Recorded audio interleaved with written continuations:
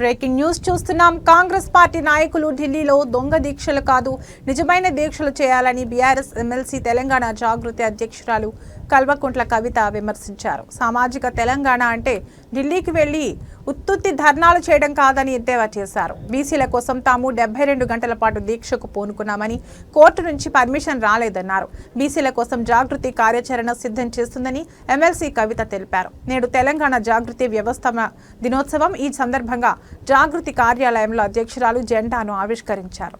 Professor Jayashankar జయంతి సందర్భంగా చిత్రపటానికి నివాళులర్పించారు.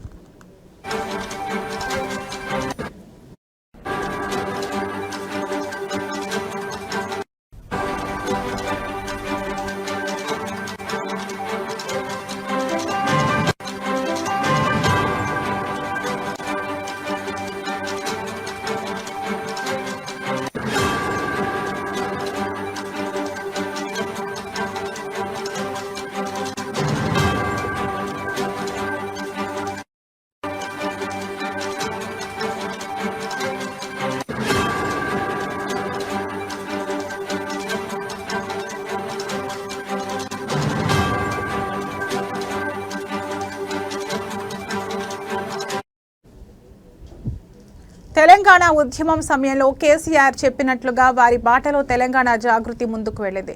జయశంకర్ సార్ ఆలోచనలను తూచా తప్పకుండా పాటించాం. తెలంగాణ చూడకుండానే జయశంకర్ సార్ దూరమయ్యారు. జయశంకర్ సార్ జయంతి సందర్భంగా జాగృతి ఫౌండేషన్ డే జరుపుకుంటున్నాం. సామాజిక తెలంగాణ కోసం పాటుపడాలని జయశంకర్ సార్ అనేక సార్లు చెప్పారు. రాష్ట్రం ఏర్పడిన తర్వాత అన్ని వర్గాలు వారికి సమన్యాయం జరగాలని చెప్పేవారు. జై తెలంగాణ అనని ముఖ్యమంత్రి రేవంత్ రెడ్డి సామాజిక తెలంగాణ అంటే ఢిల్లీకి వెళ్లి ఉత్తుత్తి ధర్నాలు చేయడం కాదు. బీసీల కోసం మేము 72 గంటల పాటు దీక్షకు పూనుకున్నాం.